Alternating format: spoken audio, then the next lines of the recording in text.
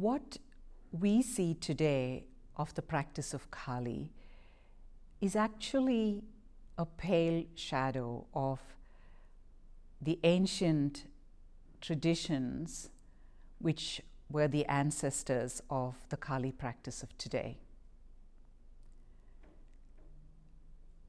Kali and the practice of Kali can really be traced back to the pre-Vedic embodied ritual practices, which were, as it was in so many ancient cultures across the world, these practices were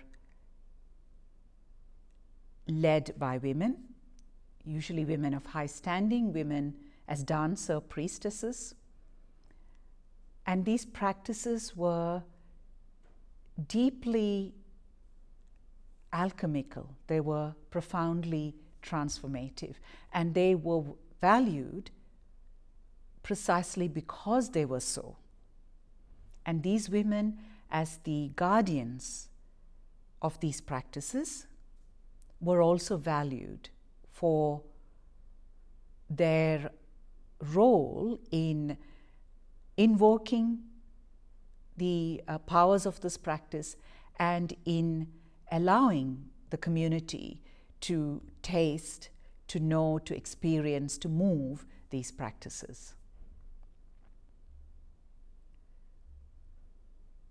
When we look at ancient cultures, sometimes there's very little written records available. Of course, it's difficult to know how much of it has been lost in time, but there is also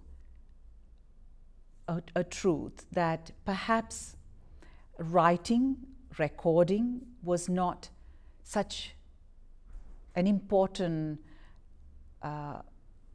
thing for them. They didn't value it as much as we do today. It seems to me that what they valued was embodied practices. And these embodied practices were not just entertainment and were not just peripheral ritual or religious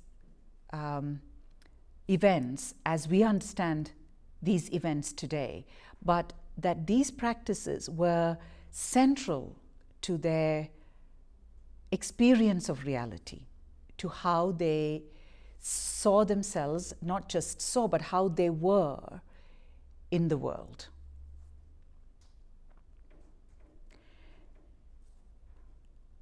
Dance is essentially about embodying what cannot be put into words, and in some ways embodying what is not necessary to be put into words. And in many of these ancient practices, what dance was a way of moving, experiencing reality that was not fragmented, not categorized, not polarized, and not divided. It was an ability to hold the totality of reality without breaking it up in any way. This is so difficult for us to understand from where we are today, because we are today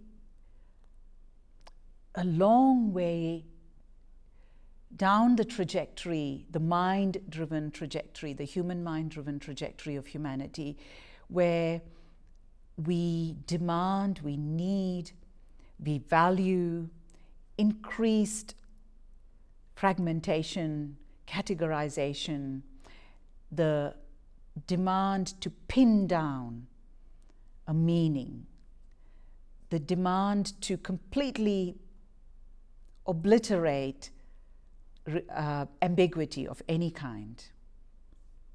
In fact, the very word ambiguity is something that is for us to overcome. We do not want ambiguity. We want everything to be pinned down with precision. And I think that it would not be so radical to say that the chaos of our times is really about this crowded milieu of polarities, of labels, of prolific categories, and the chaos of that. And there is a deep yearning for how do we find a sense of wholeness within all this. So all this increasing division and breaking up and explanations, rather than bring us to an integration within us, they have, for many of us, they have splintered us more and more. They have splintered our inner experience, the experience of our spirit more and more.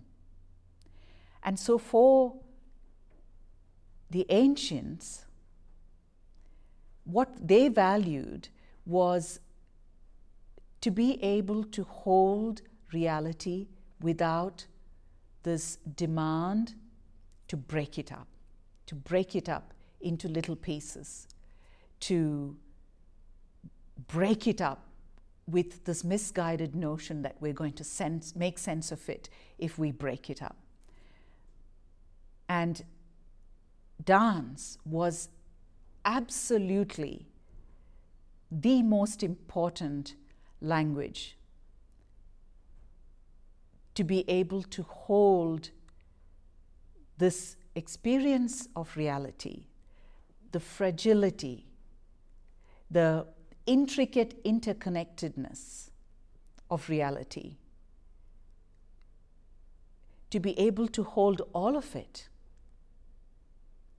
to be able to move in that. That was the power of dance. And that is why dance and those who knew dancing was so highly valued. So you can see that if you look at Indian philosophy and Indian practices, all of the deities dance.